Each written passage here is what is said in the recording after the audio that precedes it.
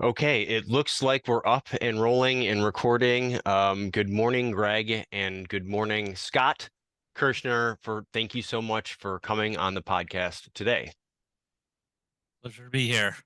Yeah, it's gonna I don't be know if it's exciting. a pleasure yet. I'll tell you in a Yeah, minute. Let's we'll see. see. To be determined. So, Exactly. so for everyone listening, I know you heard a short bio of Scott, and he'll tell us a little bit about himself. But we had a great conversation with Scott. He Yep. reached out. We kind of talked to him about it. He's got his training company out there in Arizona, and he's got a great background. And one of the things he brought up that he hears a lot is people who say, "But I'm not a police officer." And he's talking about it in terms of, about victimization and what people should do in situations and what they shouldn't do.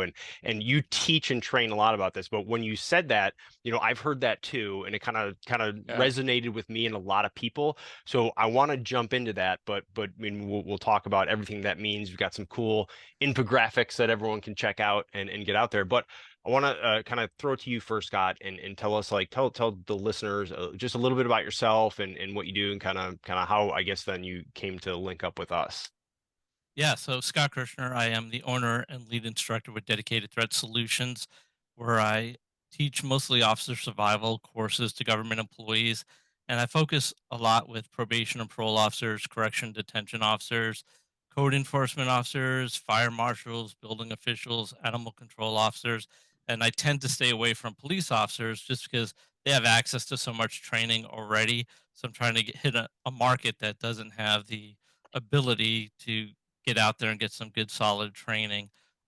Background is have a history of martial arts training. I was a probation officer, corrections officers where I started, parole administrator, and after all of those careers ended, I started my company, and I'm just doing training right now. That's Hey, awesome. Sorry, and go ahead, Brian, I Greg. want to make sure that we know that both of us are excited and happy about the Scott Kirshner episode. We think it's going to be a great one. What I was alluding to earlier is there's a wildfire out this back door, and it's later in the week when we're recording. So God only knows if I have to evacuate during the podcast. So Scott, if we do that, you'll see me like carrying gear out and stuff. We'll cue you up to that so we don't Yeah. throw you off too So much. so I'm gonna just say a fire would be an anomaly in your area, There Yeah. you and then you're go. gonna have to come to a decision. Okay. See, now we're on to something. Now So, we're really lucky to have you yeah. on. We've both followed you for quite some time, and we hope that you've had a chance to follow some of our work. Oh, absolutely. Yeah. All the time. And what you brought up, and I'm glad you brought up kind of who you focus on with the training, because Yeah, that the when you get into areas outside of, let's say, military and law enforcement, you kind of gain a lot of insight. So a lot of what Greg and I get to bring to the table too is because we've worked in so many different areas, from private companies and to military and soft units and conventional forces, and here US abroad. What it does is you kind of realize, like, well, there's kind of a lot of the same issues here. yes, They're addressed differently. Maybe your role in the situation is different, but that doesn't mean that the threat or the problem that you're dealing with is any different. And it comes down to, how are we dealing with it? And now, typically, as you know, humans are very reactive, and then we try to apply typically a good response, of a sort of a tactical response, maybe fighting, shooting, whatever it is, something like that, which makes sense. I'm not saying that's unnecessary, but there's a whole bunch of stuff that happens before, and gaining that insight kind of into those other, maybe like, underrepresented areas or things right. you don't see a lot of. I mean, you can just go on social media or the news or whatever and see something about police training or military training. And so when you get into those other areas, I feel like there's some gems in there, because you have different policies and procedures, you have different protocols, you have different responsibilities for the person, and they don't have a gun belt and a radio and support and backup or any legal authority sometimes. So it's like what do they do out there? So your decisions are a lot more complicated. And you really have to focus on kind of using your brain and thinking through this, because you can't rely on any of that other stuff. Is that Right. kind of something you've seen, or does that make sense? No, that totally makes sense. And I think back to, I started teaching martial arts years and years ago, and through them and all of the different groups that I've taught, the common theme is, but I'm not a police officer. and as if being a police officer is that metric that everybody has to live up to regarding safety or response training, and that nature. And uh, people don't understand that violence doesn't care who you are. Yep. If somebody's attacking you, your response is going to be generally the same. If you're going to block, your block should be the same. If you're going to run, you're going to run. If you're going to use a weapon, a firearm, the techniques are all the same. It's the principles that people really fail to understand. So it's getting people to realize that it doesn't matter whether you're a police officer or not. If you're being attacked and somebody's trying to hurt you, you have to do a response. And in thinking about it over the years and hearing, you know, but I'm not a police officer. And another common one is just walk away, as if you control the whole situation. Of Like, Yeah. course do you we do. forget that there's somebody attacking you, Yeah. that you feel like you can just walk away? And in just kind of formalizing it, people do, when they do that, what they're really using it as is a protective mechanism to say that I'm different so that violence won't happen to me. So they'll rationalize why they're different, they'll justify why everything's going to be okay. And then what they end up doing is they ignore and deny the issues that are going on. And the problem with that is then that is going to determine their mindset. And their mindset's going to be, this isn't going to happen to me. I'm not going to be a victim of violence. And then that's going to form a mental model that, hey, everything's good. So they're going to go on and just do what they do, which leads to them not planning.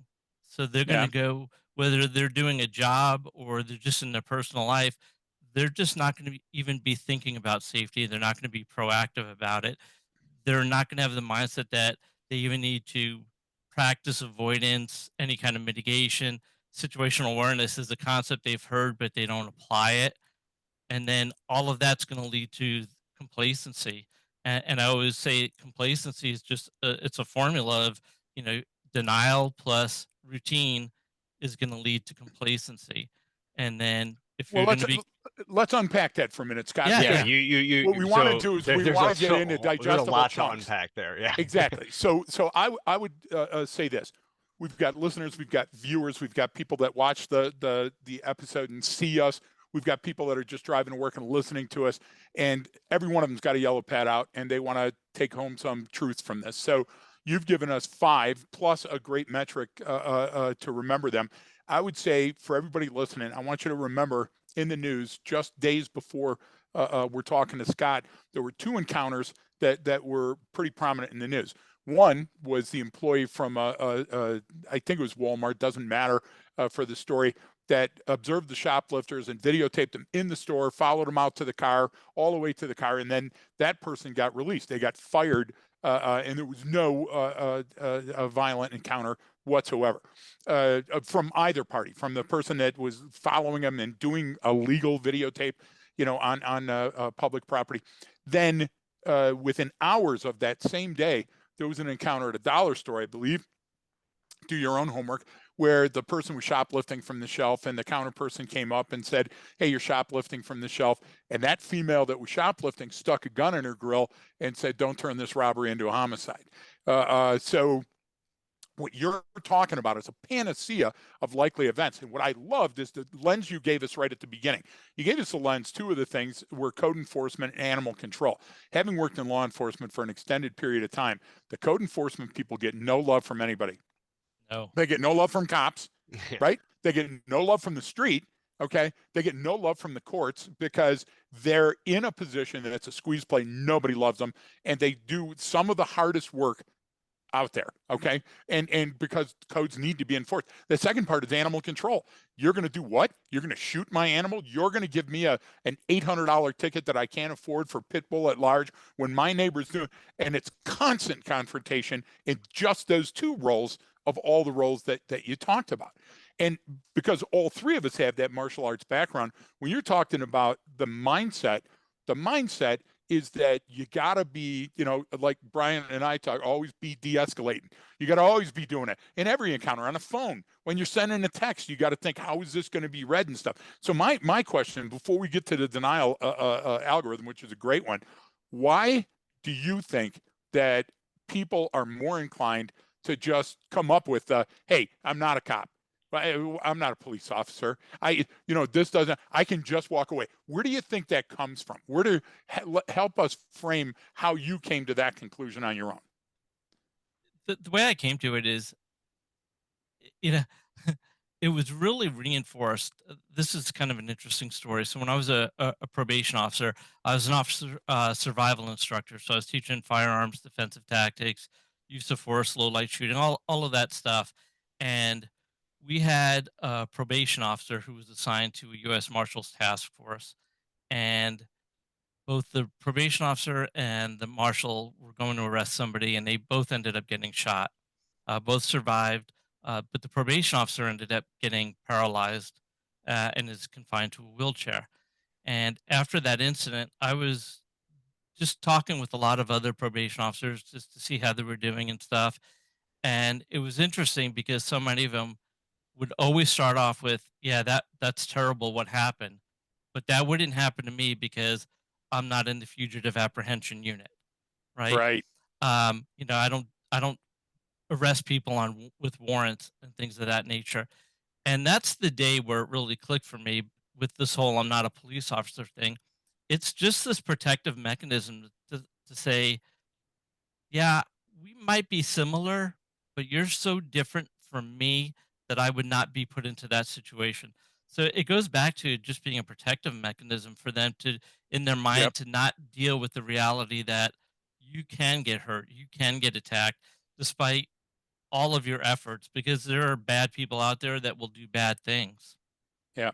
Yeah. And second part of that, Scott, and Brian, indulge me just for a Yeah. second. The protective mechanism, you're using lexicon words that are very appropriate for the situation. They're just a little off of what Brian and I use, like when we write or when we teach, but it's the same concept. Same And that's concept. Yeah. beautiful. So when you're talking about a protective mechanism and a mindset and a mental model, and the failure to plan lead to complacency, you bring up the word denial. And denial is a part of each of those five components. And when we did studies for years and years and for 4 decades of studies, the top three things that we found out about denial that every human encounters, and this is across the globe, is number one is, oh no, he didn't. That just didn't occur right in front of me. Yeah. Whether it's in a car, or whether it's on a street, This or isn't whether, happening. right? It's the This isn't first part. happening. And Yeah. and then the That second takes it is, well, real quick too, because that yeah, takes yeah, on many forms. But I love what you did is like, oh no, you did not just say that. That's a you form of did denial. not. Exactly. Because you're self-denying, right? Because it's a transparent Or even issue. It's repeat you them. see, or even Yeah, repeating back what someone said. What? exactly. But 20? You know what I mean? Like it's that's the first state, right? yeah. And then the second state, because there's only three, the second state is better him than me. You see something happening, you go, holy crap, better him than me. And you don't mean to do that. And this is where parts of PTSD come from, because you feel instantly guilty that your buddy booted the door and got shot, or that you're watching a video of a copper getting taken down or whatever else. And then the final one is, what can I learn from this non-standard observation? And that's why we usually look at things like this. We look like the RCA Victor dog at things, and we freeze. See, when you get on Coffee Table and he talks about fight, flight, freeze, what he doesn't go into is that freeze is a function that your brain uses for enhanced survival, right? Like on the mat, you can't freeze because a person's doing a move on you.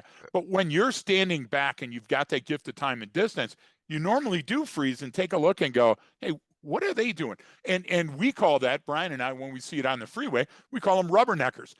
Traffic slows down in your lane and the 5 is screwed, or the, whatever freeway that you happen to be on, I-70, and you find out that there's no obstructions whatsoever in your 4 or 5 lanes going westbound.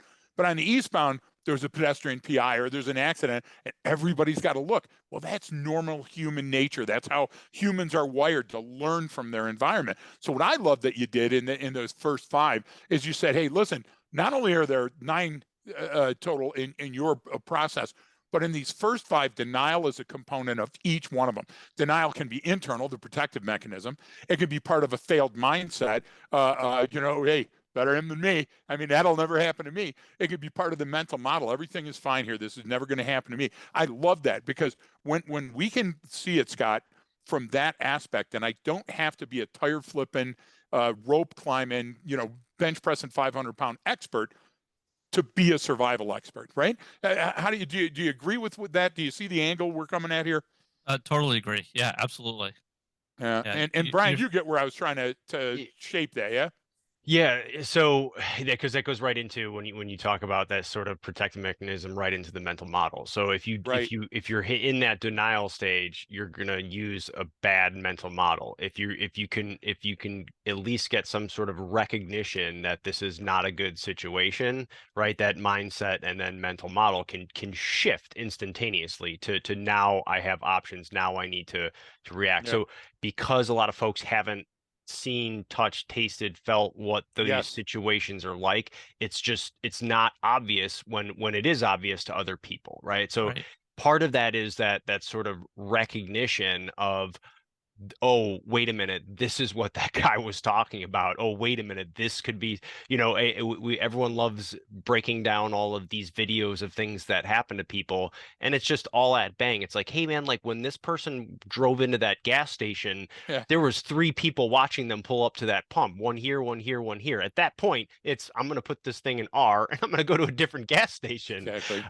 So how do you what have you seen in these areas of like how do you get people to get to that sort of recognition? I mean, just the initial phase of, oh, this is one of those things. How do you create that sort of leap or that change in the way they look at it? Yeah, So I'll review incidents of people in their profession that have been injured and killed doing their job, and I let them know that that's you, right? Same circumstances.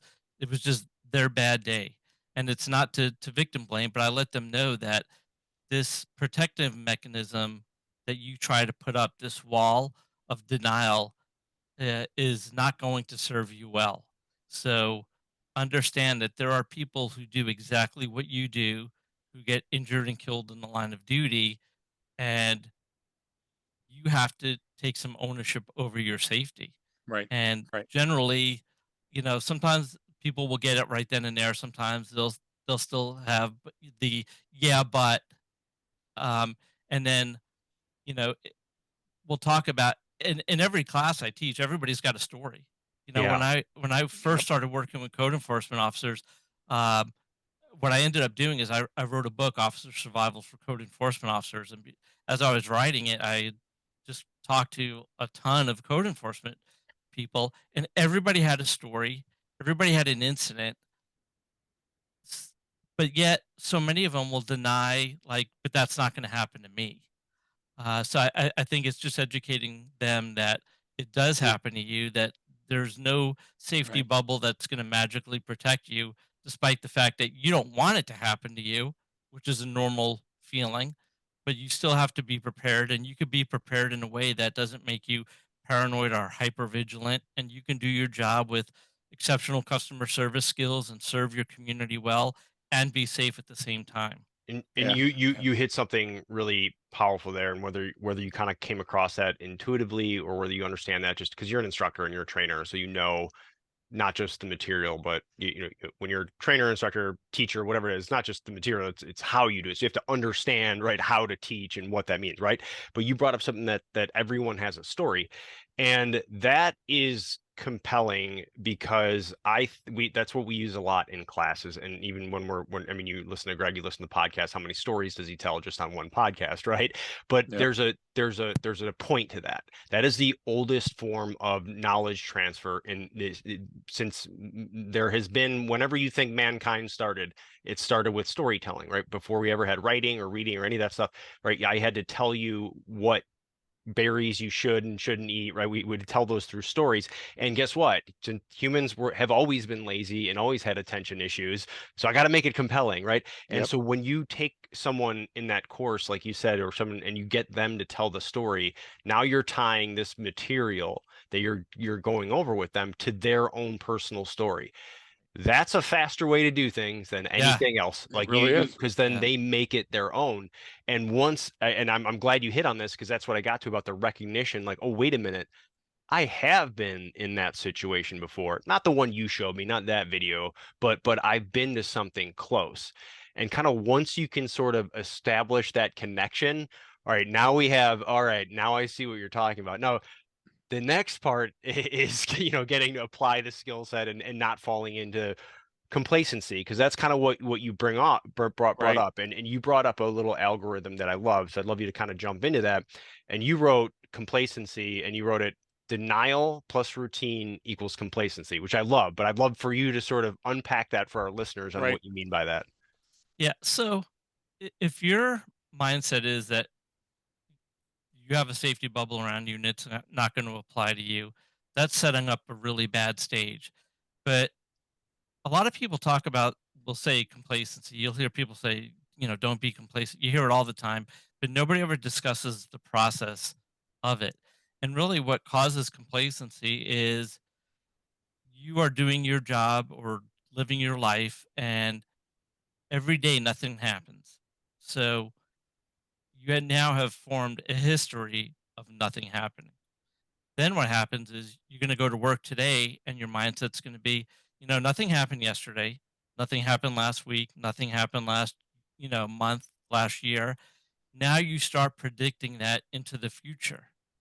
So complacency is where nothing in the past has happened. You assume nothing's going to happen today, and then you just generalize that to the future. And when you add that with denial, that's a bad place to be. That's really cementing in your complacency, and then you just go about your day in blissful ignorance until the oh shit moment happens, and then you're in a really bad spot because mentally you're not ready for it. You've probably done no training for it, and you magically wish you can disappear and we're not there anymore. So there are so many uh, definitions that Brian and I could assign to that.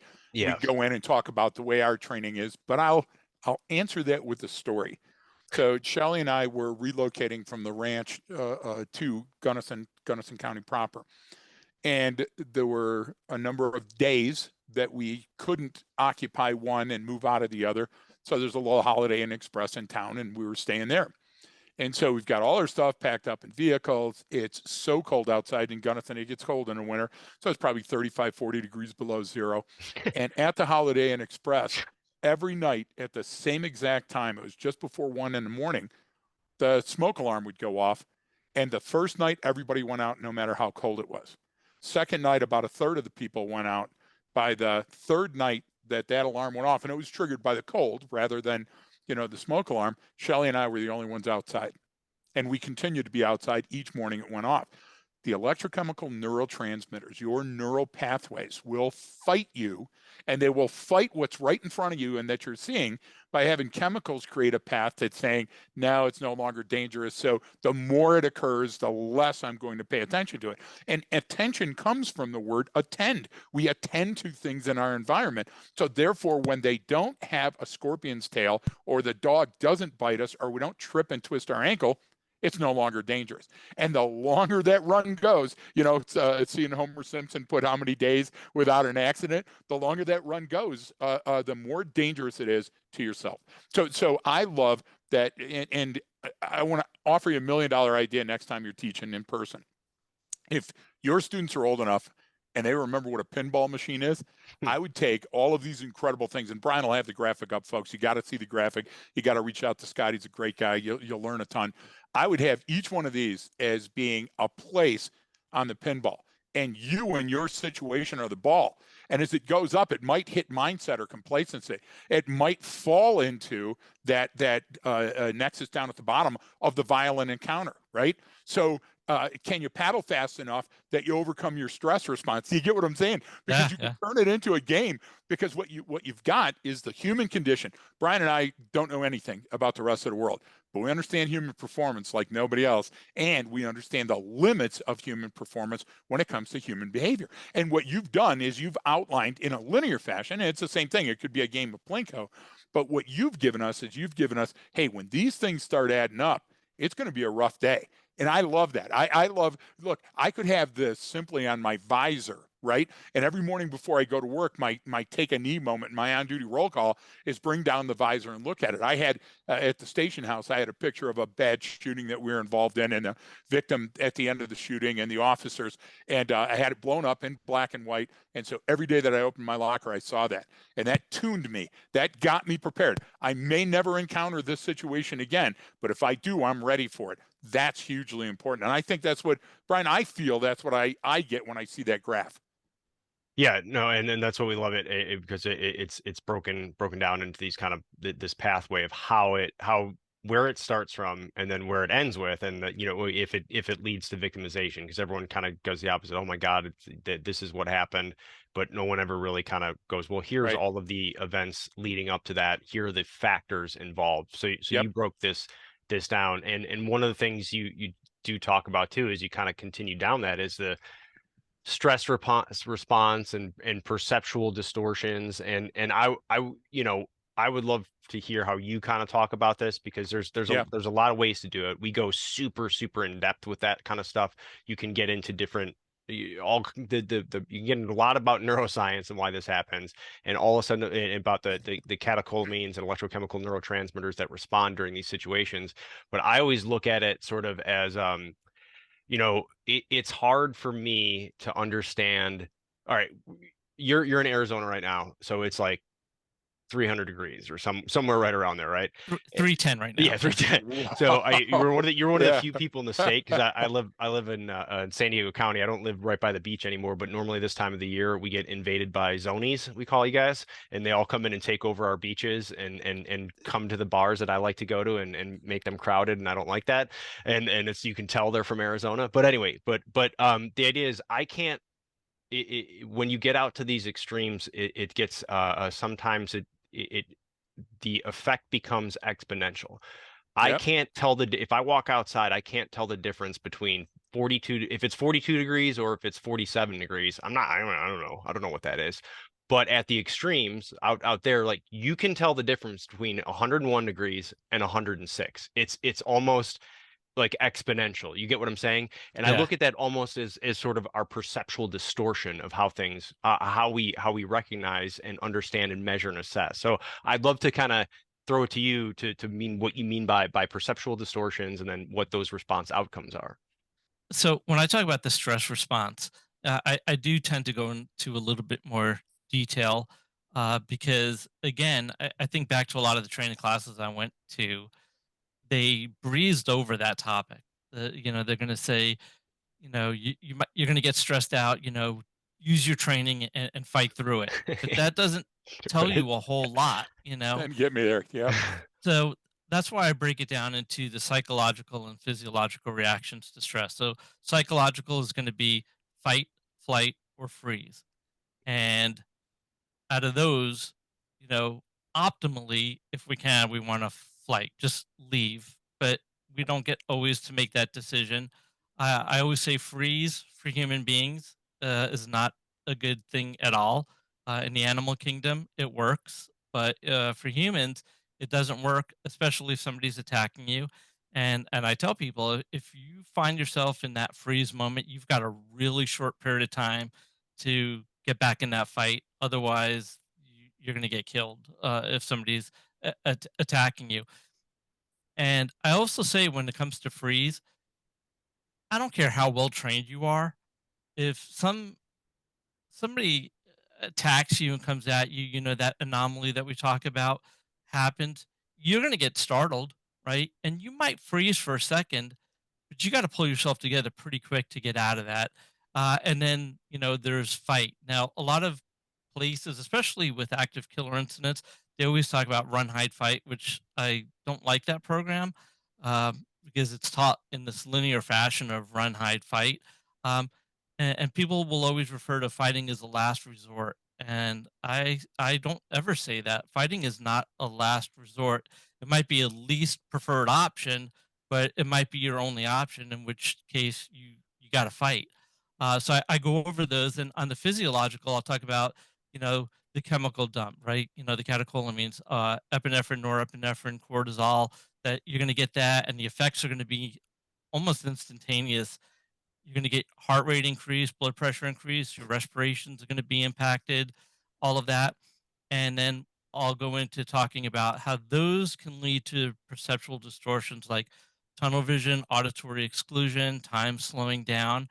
And the reason why I bring these up is if people don't know that that's happening, they're thinking something is so far wrong with them that they're not up to the fight. And then if their mindset is already not solid, they might just give up. So I kind of just baby step them through that whole process of, what's going to happen psychologically, what are your options, what's going to happen physiologically, and then that can all lead to perceptual distortions. And then I talk about, one of the ways that you can just address that in the moment is through breathing. And one of the tips I always give people is, if you walk into a situation or something happens and you have any inclination that it's going to go bad, I always tell them immediately take 2 deep breaths.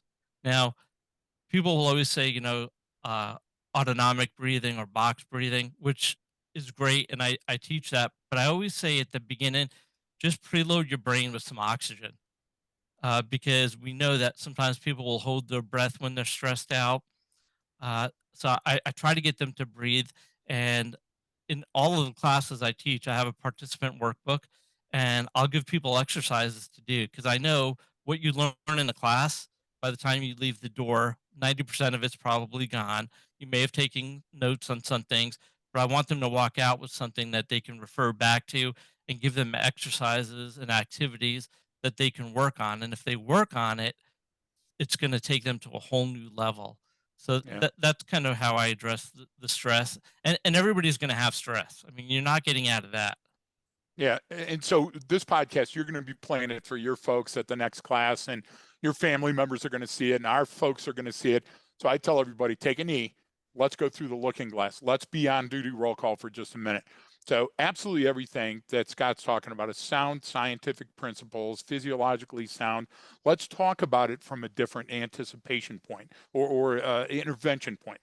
So the reason that freeze is on the menu is because light, motion, and edges trigger orientation.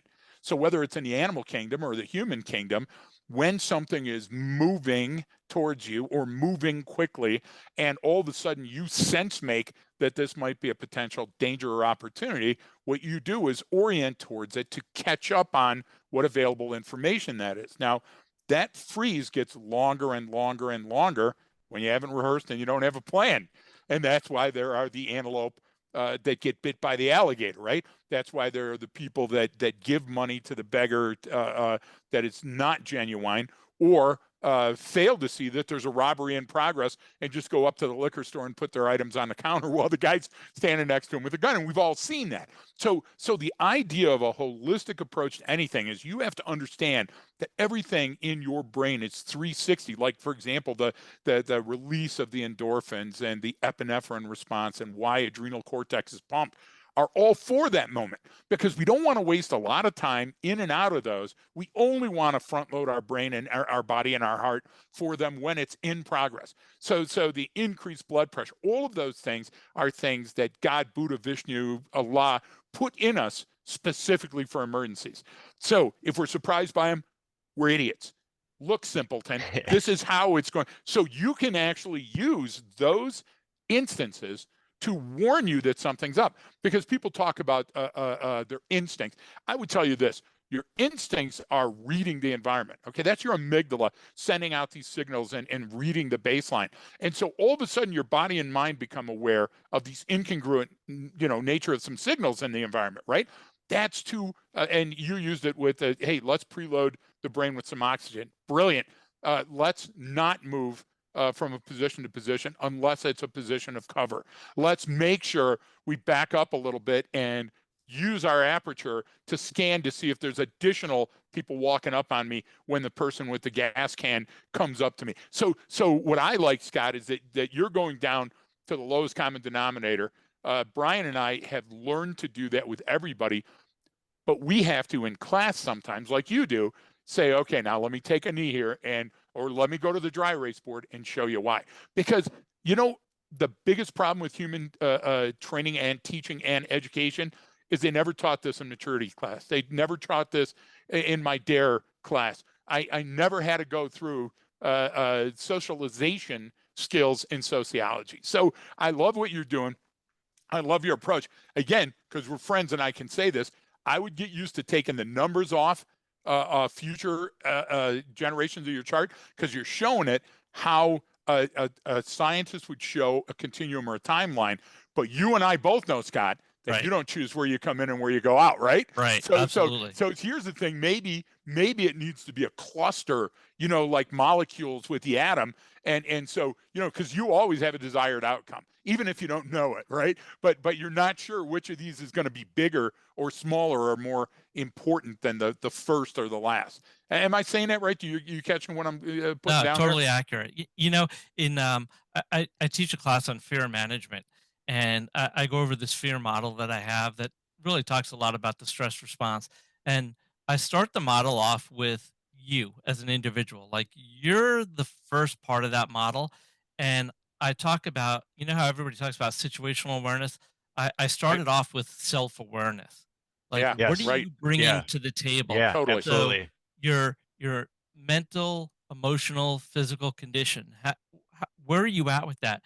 And at first, when people see that, they're like, "What is this? Is like a counseling session, right? Yeah. Like, what is this doing here?" Right.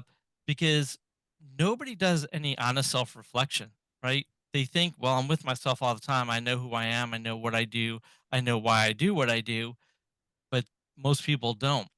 And you talked about earlier everything we should be de-escalating all the time.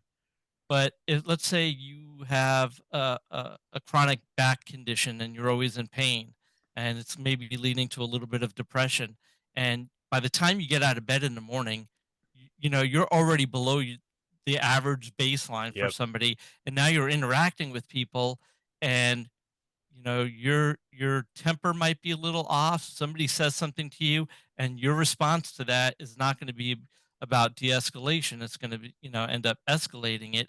Even if the words you're saying are what you should say, your body language isn't congruent with your words, and you're giving off the vibe that you're pissed off, and then it goes in a direction you didn't anticipate. So I think a big part of this too is self-awareness. Where do you fit into this whole Yeah. process as well? Absolutely. And you kind of you both hit on that. Greg sort of you just did it explicitly. Greg did it Yeah. implicitly in a Yes. sense because what you both talked about there, when you brought up the all right, I tell people to take a couple breaths because what you're doing is obviously you're oxygenating the brain, possibly lowering cortisol levels, and you what you're doing too is you're creating some time and distance, right? You're giving yourself, hang on, I need to attend to whatever this is because I'm Yep. having this physiological reaction. And then Greg went further when he talked about the eye and you got light motion edges and it that's what attracts your eye and then you orient in that direction and then these catecholamines start kicking.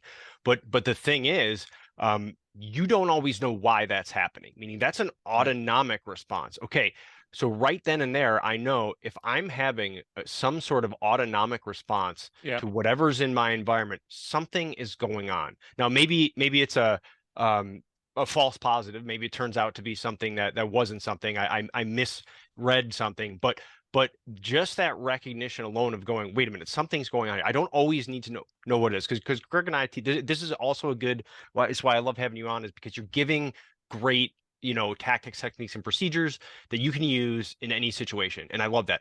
We don't do that because we No. we go so far into sense making and problem solving, and we go, well, that's kind of on you and your role in the situation, but that's also because we go into so many other areas. Like we don't teach personal self-defense. That's not what we do. We teach human behavior. So we're going to go super into detail about that. But then you, Scott, doing what you do, go, oh yeah, I see what you guys are talking about. I see that every day here. So it's great to see that because if I build in that time and distance like you're talking about, I have these very small things I can do. That's giving me the advantage in this situation, and so and the other reason why we don't get into those things is because they're different for everyone. You brought up one I can't remember exactly what you said, but earlier when we were talking about you show videos from someone's specific line of work to get them to realize it or little things you can do like I do the morning, especially when we're on the road. I get up every morning and when I'm brushing my teeth or getting ready in the mirror, I literally have to look at myself and go, someone may try to kill you today. Not that it's going to happen, not look around every corner. It's not about being hyper vigilant. It's just to flip that switch to go, okay, we're in a new environment. You're not at home, you're not in your little office cave, right? You're out here in the world. And that's enough for me. But everyone's Yep. a little bit different. Some people do remember the Stuart Smalley, I'm Oh good yeah. enough, I'm smart enough. Affirmations. Yeah. And doggone it, people like Yeah. me. You know what I mean? Yeah. And Yeah. some people go, I'm never going to do something like that. That's the dumbest crap I've ever heard. Okay, fine. I'm almost like systems agnostic for the most part. If something works for you and it doesn't give you some sort of corrupt file folder or negative way to see things, then it's likely going to work. And so when it comes to the things, I love what you're saying about that. And I also want people to understand and know, if you're at that point where you need to take a breath, your what people call intuition, your limbic system, is reading something in the environment that your Already there. prefrontal cortex has not Right. picked up on yet, Right. and your conscious awareness isn't there yet. So, Yeah. so which is okay, great. You can always get better at that. But just understanding that unconscious awareness is the fastest, most powerful thing that you have. So it's a kind of about refining that. So I don't know where I Yeah. was going with that with a No, question. no. What I I was love going to is ask you a question, but then I lost my own train of no. thought there. What I love is I'm fascinated by how Brian's brain works, because what he We, what he we did all is are. he Yeah, scattered, it's he cluster definitely bombed us. so are all the Yeah, doctors I see. So exactly, exactly, and all the drugs you take. He cluster bombed us with logic, but I want to unpack just a little bit there because there's a lot there. It's essential to go to Scott's training before you go to Brian and I. It's essential to go to Brian and I's training before you go to Scott. yep, I knew you were You're doing that. somewhere along that spectrum. Yeah. And the idea is, because if you were going to get a degree from Greg, and Brian, of course, but if I was going to give out degrees, because I give out a certificate on a napkin, I hate certificate mills, but I would give out the human behavior generalist degree. Why? Yeah, Because if right. you know enough about the human condition and how psychologically, sociologically, and physiologically you interact with your environment, and your environment interacts with you, you'll be okay. You're going to have a good life, and you're going to have a productive life. And I'll give you an example of that. Scott Kirshner's, your self-awareness idea is well taken. And Scott specifically broached the topic of before the event, left of bang. I would say that Brian touched on during, and Brian exemplified after, because after is the self-awareness checklist, the Hmm. after action review, where you have to do off-duty roll call. How did I do? What do I need to do better? Boy, I'm not going to keep that gun in the trunk. That's not working for me, or whatever situation it is. And during, the thing I want to touch about on during, and then give you another $1 million idea, is during, when you smell decayed flesh, or you smell cordite, or your foot crunches on the broken glass on the floor. Those sense triggers are designed to cue, to orient you internally. So light motion and edges orients me externally, but scent generators and sounds and those things. And so when people go, oh well, I'll get tunnel vision. You're supposed to get tunnel vision. As a matter of fact, your brain is on tunnel vision all the time. It relaxes when you're in an environment that we would consider routine clinically. Why? Because you can't be hyper aware all the time. So this is a great discussion, folks. Get that yellow pad out, lick the end of the pencil, and start writing. Kirshner, this is a great one, because I love where we're going. I can envision, the balloons you buy for $1 a bag at the dollar store, not where the ones getting robbed, and you blow them up, and behind them just have an index card, and have mindset on one, and complacency on the other, and violent encounter on the other.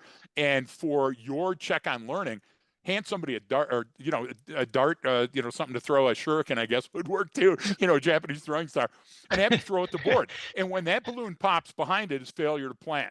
Okay, you're faced with a situation where you failure to plan. What are you going to do? I love the idea of the architecture, and I'd also say you need a graphic of a pair of scissors somewhere. Why?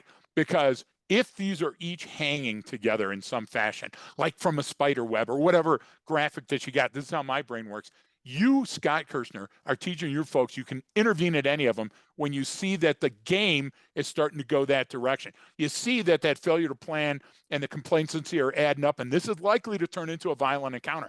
I love that, because everybody comes to the class, no matter what experience level they are, and they come to us with their bat belt on and their, story. My vest took a bullet, and in 1927 I stopped a car with my hand and shit. We get all of that, and then they confide in us and get real close and go, "So just give me the one or two things I need to know." Well, there aren't. There aren't one or two things. There's a bunch of things. You've categorized 9 things. And those 9 things to you and in your system are hugely important. Gichin Funakoshi had 14. Okay. Oshiba had 27. My Uncle Paul had 4. Okay. But the idea is what you're doing is you're creating an algorithm for future events that are likely that you can rehearse every day.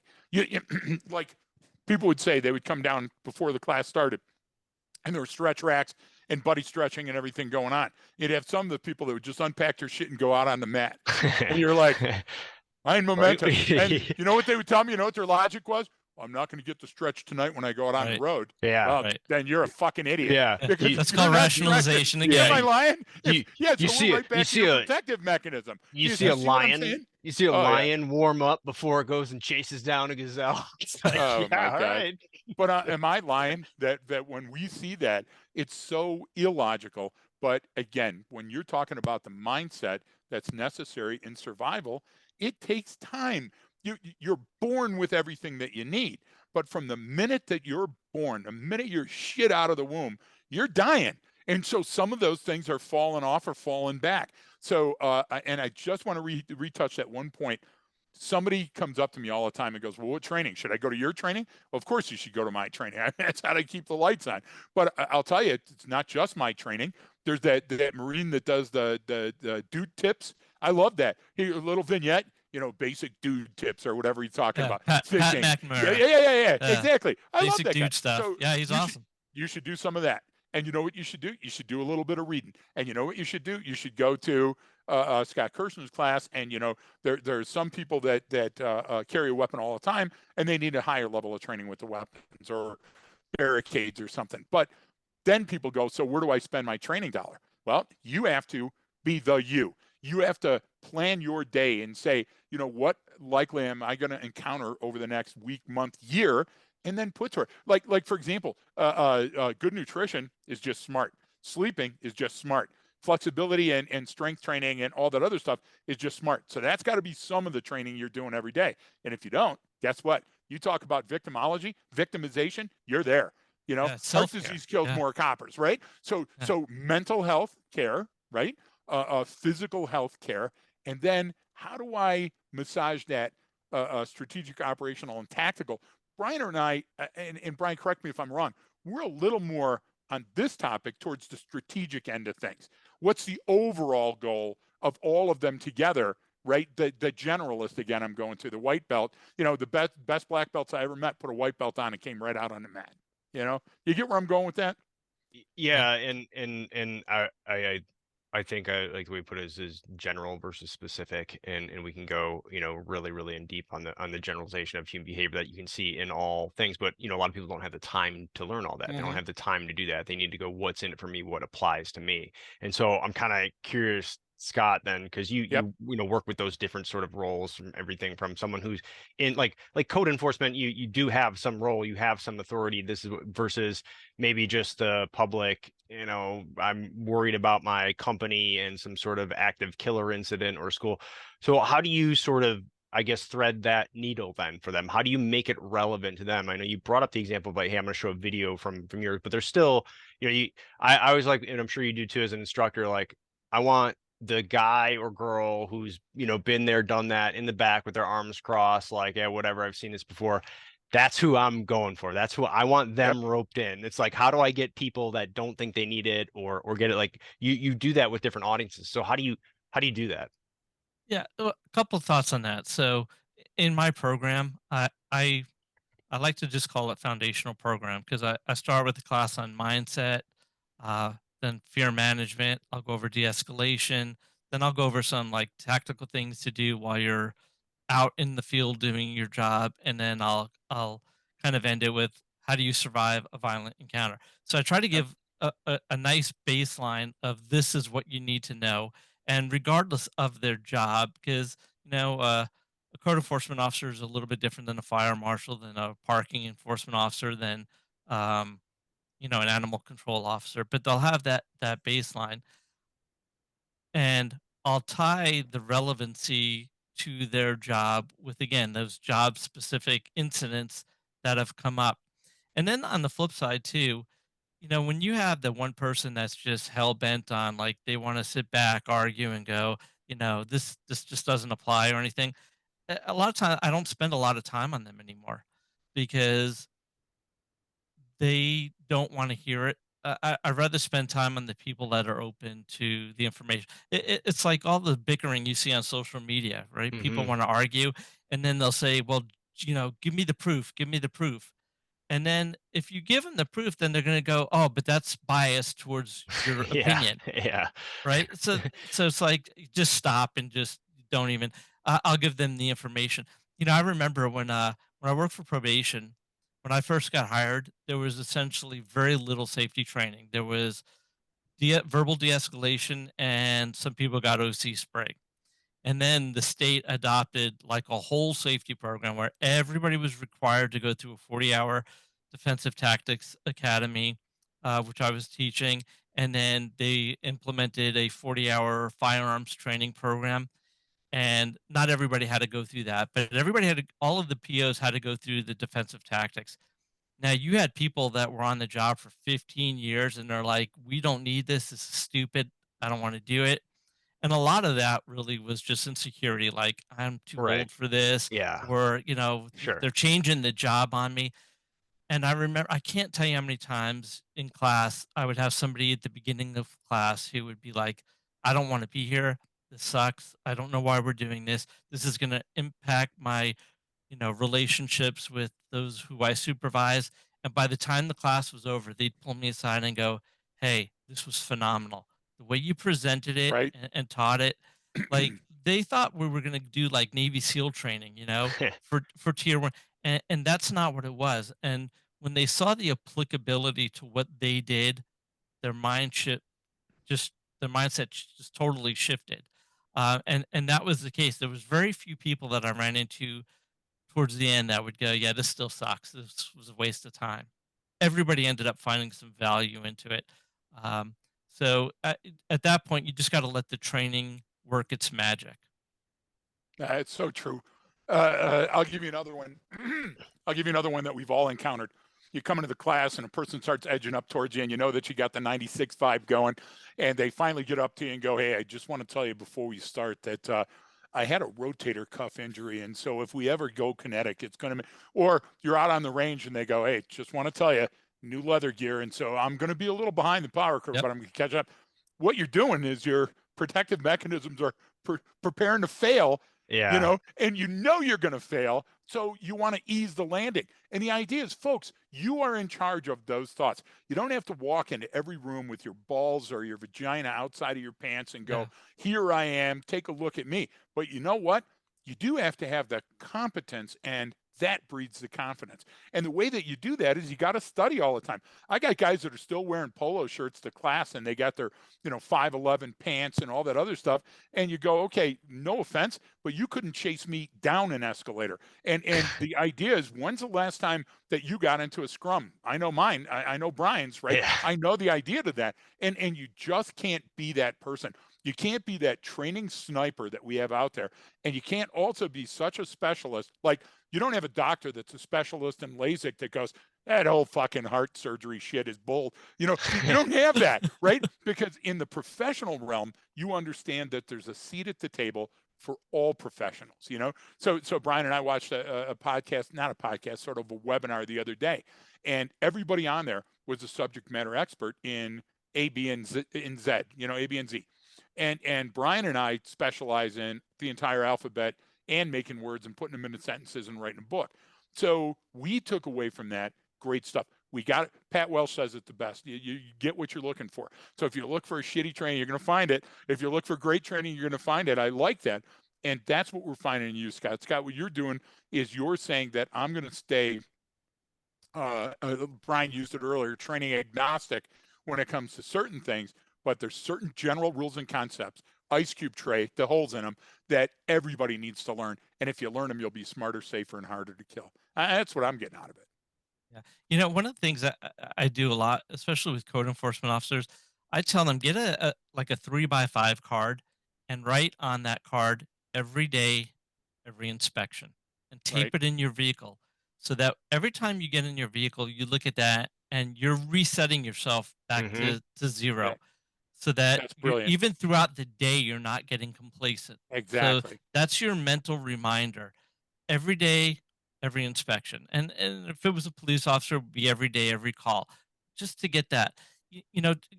There was a really super wise guy who came up with this anomaly plus baseline equals decision. You may have heard. I can't track down who it is because The everybody big guy. uses I it. remember that guy, Scott. A big Yeah, guy. yeah. He's done a thing or two. When we talk about, but I'm not a cop or I'm not a police officer, or somebody's mindset is, you could just walk away from everything. You take the anomaly plus baseline equals decision, and what they've done is they've already put into that equation the decision. I can Yes. just Right. walk away. So Yep. now they think that they know their baseline, that everything's going to be okay because that's their mental model. But now when they encounter that anomaly, which is a threat or a violent attack, you know, they don't know how to use the time and distance. They don't know Nope. how to use their environment. You They don't know how to react to the stress. Their response is going to be no response or slow or ineffective, and they're going to be Yep. it victimized. no, and you actually hit a good point there with the baseline plus nominal decision. That has to happen in that order. This is not like a Right, typical mathematical algorithm where you can switch out, and it has to happen in that order. So you have to know what the base on what's normalcy before you can determine what those incongruent signals are. And then like you just said, then you have to figure out what's the best decision given all of the given Exactly. my role in the situation, what am I trying to accomplish here? What's going on?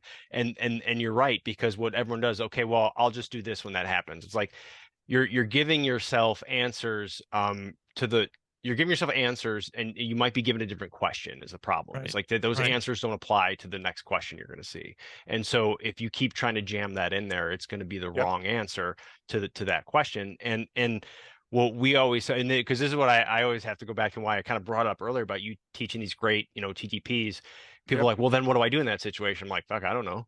And they're like, That's wait, up to what? I you. was like, Yeah. Exactly. that's up to you, man. Like, that's Right. your role. Like, We well, don't go I'm that a far. parent. I do this. It's like, oh, well, why are you there? At this point, you should have left a long time ago with your family. You know what I mean? Yeah, Like, and so getting people to understand that the Yep. decision is on them can be sort of tough sometimes because I'm sure you see it. Everyone wants what? Give me that checklist. Yep. Just write right. it out and I'll follow it and we're good, right? This is what I need to look Yeah. for. Yeah, it really comes down to understanding the principles, Hmm. and Yes. not enough people focus on that. A good example of that, you both know situational awareness, like, is the hot topic now. Everybody is teaching situational awareness, and you could tell the ones that are true experts versus the ones that are not, because the ones that are not will often just give tips. Do this, do Yeah. that, Yeah. right? And they're such surface level stuff. Everything we've talked But they about today. sell. But they sell. And on LinkedIn, they get the clicks. And on YouTube, they Yeah, get the. You're exactly right, Scott. I'm sorry. Don't yeah. don't But let me but slow your if you roll. ask them a question, Right. they can't go any Nothing deeper there. in their knowledge. Everything we've talked about today, there are so many layers and depth to it, and there wide we can go wide and deep on all of this stuff, Exactly. you know. And people are happy. Sometimes they're just happy with that surface level stuff, and they don't even think about the deeper. And you'll appreciate the deeper knowledge if you ever encounter a problem, because it's like driving down the freeway. You're going 65 miles an hour. Everything's fine. The cars next to you are fine. But all of a sudden, the car in front of you, their wheel comes off and everything's different. What do you do under that case where you don't have Yep. time? You've got to do something right now. Yeah. And that's what a violent attack is. You can't just Exactly. walk away from an ambush attack, you know, but there are people out there that will claim you could just walk away from everything. Yeah, and a good mental model for those of you that are still listening, and the listeners that are still in at the hour part, they get it, and that's why they're the ones that are taking notes and using those notes. And we highly recommend that you use these notes. I would liken it to something like cooking. Okay, so baseline plus anomaly equals decision in cooking. I find out that I don't have the proper oven temperature, or my grill propane is lower, and I decide mathematically, well, I'll just do it at 210 degrees for an hour longer. No, I'll stop. You're going to die. There are things that you can change and things that you can't change. Well, I've got baking soda instead of baking powder. Wait a minute. Yeah. A totally different thing. And what you're talking about is most people say, don't worry, just run to the Circle K.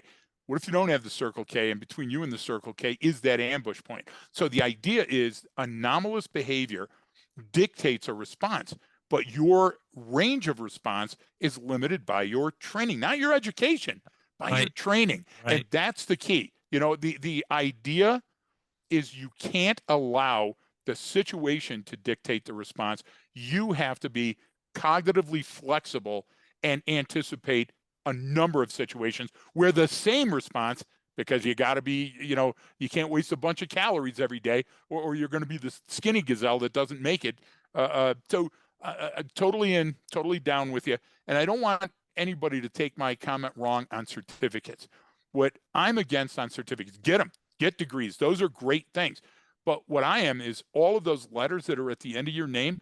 If I show up on a webinar, if I read your stuff and I'm not getting that, I'm getting just the pro tip of the week that you were talking about, right? And the idea is that pro tip of the week is like a white belt move. Hey, make sure that your luggage, shut up. I mean, do you remember the Force Pro stuff that we all had to take where it was like, don't go on the fifth floor because you may break your legs jumping out of the fifth floor? Oh, thanks, Captain Obvious. What we're talking about Yeah. is changing your mindset to improve your life, to improve your lifestyle, and in so doing, your safety and security. Danger and opportunity look the same when they walk across the street. You got to know which one you're going to go after, right? Because if you don't, you might have a fight on your hands. So Yeah, and there that's could all be I'm a big trying to say. consequence for that, you know? There is, and there's a consequence in everything you do and everything you walk by. There's a consequence in the things you don't do. Those advantages or ideas you don't follow up on. So we all know that. But guess what? There's a whole group of people that don't, and that's why this kind of podcast hopefully will shine a light on it. Yep. No, that's actually probably a pretty good way to kind of wrap everything we were talking about there, Greg. Wow. There's a lot we brought up, and I'm gonna try and get this out and see if I can attach it what you talk about with your sort of steps to victimization, because Yeah. it's great to, it's a lot like what we do is you're giving words to a seemingly ambiguous or nebulous thing they're not. You just have to cut through it with an understanding, right? So if I Yep. go, all right, what is this happening? Oh, I see. I've experienced some of these before. Yeah, I know what that's like. I've been, frightened by something before. And understanding too is, I'm sure.